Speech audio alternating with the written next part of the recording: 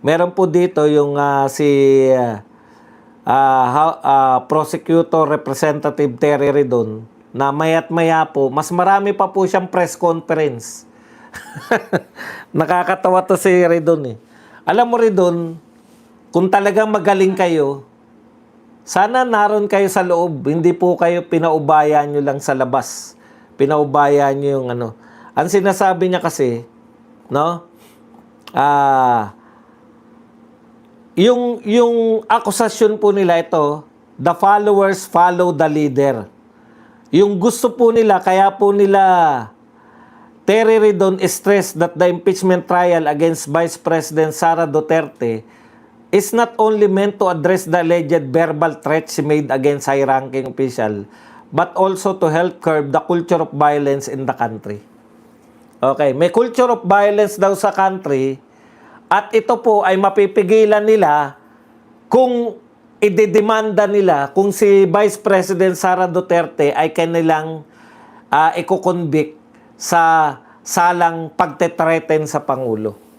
Puta, halo-halo na eh. Kasi lumalabas po ngayon, wala po talagang threat na ginawa si BP Sara. Paano natin nasabi? Mismo yung abogado nila na siligutan at saka yung supporter nila na senador, no? Na sigurado hindi pa nagsisimula iko-convict na si BP Sara, si Rayson Tiveros, ang nagsabi na wala sa mga pinakita niyong tape ang nagsasabi na si BP Sara ay nag-hire ng assassin. Wala! Kaya ngayon, bago na ang dialogue ni Terry Ridon, hindi lang naman namin siya dinimanda, tignan nyo sa kanya po ito stress that impeachment trial against Vice President Sara Duterte is not only meant to address the alleged verbal threats. Hindi lang yung verbal threats, kung hindi, gusto rin nilang mapigilan yung culture of violence. So gusto nang ibintang ngayon ni Terry Ridon yung mga pamamaril ng mga sa Tacloban, yung mga saksakan ng mga estudyante sa iba't ibang lugar, yung mga violence na nagaganap ngayon, gusto nang isisi sa mga Duterte. Pero hindi nyo po sila kinasuhan dahil sa Tacloban eh. Hindi nyo sila kinasuhan dahil sa mga pananaksak sa mga eskwelahan eh. Kinasuhan nyo siya dahil verbally tinetreten niya yung Pangulo. Alam nyo, matagal nang sinabi yan ni BP Sara. Matagal nang napakinggan ng mga tao. Sa tingin nyo, matutwist, matagal na po naming napaliwanag sa mga mamamayang Pilipino ang kahulugan ng mga threat na yan. Sino pa po ang hindi nakakaunawa sa salitang pag? Yung salita po, yung mga letrang PAG, pag. Pag ako pinatay, patayin mo sila. Sino po ang hindi nakakaunawa na yan ay conditional? Sino po sa mga Pilipino ang naniniwala, ang hindi naniniwala, o naniniwala na yan ay threat? Hindi po yan threat. Okay. Hindi po yan magiging threat kasi yan conditional. Ganito po ang paliwanag. Sinasabi namin, kaming mga kulto ni Digong, pag si BP Sara na-convict, hindi pwedeng tumakbo. Ang patatakbuhin namin si Baste Duterte. Sa linya po nila, tinatanggal nila yung salitang pag ako pinatay. Sa linya po nila, sa linyahan po nila, sa kanila pong narratives, talagang may threat sa Pangulo. Nakakalimutan nila yung salitang pag ako ginurgur. Pag ako ginurgur.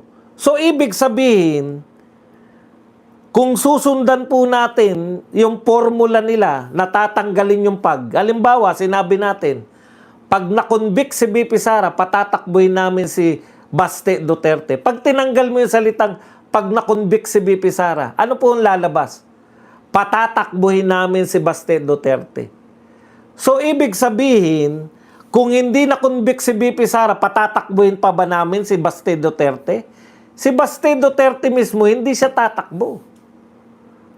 Pero once na kinonvict nyo si BP Sara, hindi na siya makakatakbo, tatakbo si Baste Duterte. Gusto naming patakbuhin. So, ayon po sa logic nila, ang logic nila, tanggalin yung pag, may threat ang Pangulo. Hindi pwedeng tanggalin yung pag eh.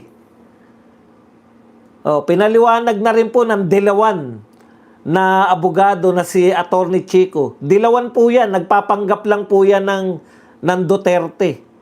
Pero Dilawan po yan. Huwag po kayong magkakamali na yan po ay ano, no? Alam niyo po, kahit na anong kulay yan, basta tama ang sinasabi, kukunin natin yung sinasabi nila.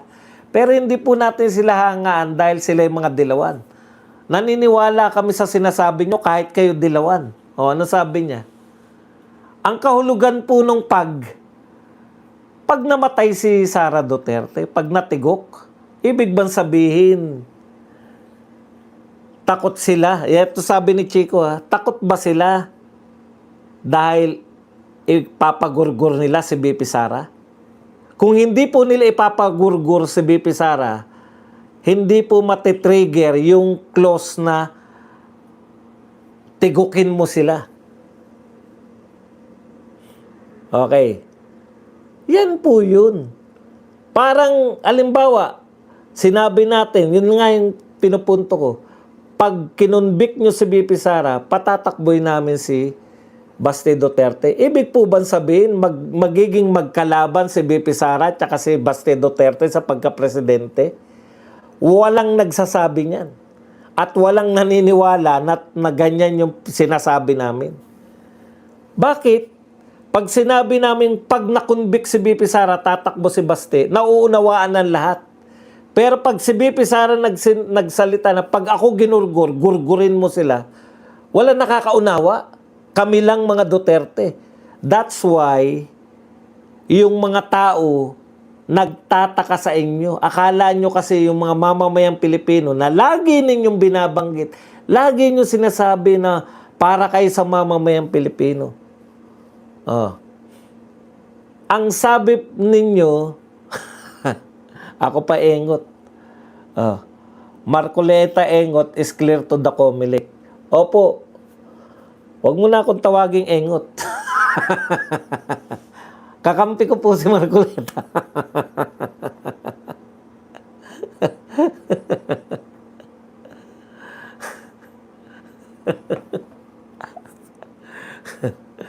Okay. Ang ibig ko po sabihin, mga kapatid, no?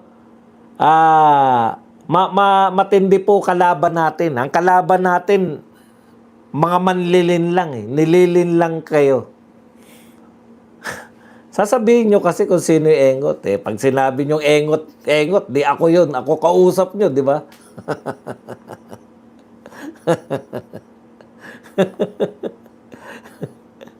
Pag nabasa ko yan, puta, engot pala ako.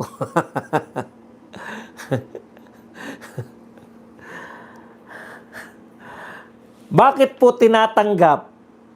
Bakit hindi po nila naisip na katanggap-tanggap sa mga Pilipino na pag si BP Sara, kinonvict nila, hindi pwedeng tumakbo, tatakbo si Baste. Alam po natin na yun po ay may kondisyon na pag. Pero dito, sa kaso nila, ay threat pa rin yan. Kahit sabihin yung conditional, threat pa rin. Kinukondisyon po tayo na threat pa rin kahit conditional. Hindi po yan threat. Una, meron bang hinire? Paano nyo nasabi na yung kinausap niya ay isang assassin? Halimbawa, ang kinausap niya pala, asawa niya. Kanino siya magsusumbong? Gawin mo ang lahat para mapaghiganti mo ko. Ayoko matulad kay Ninoy na wala naghiganti. Di ba? Hindi nyo pa rin ba naiintindihan hanggang ngayon yung ganon?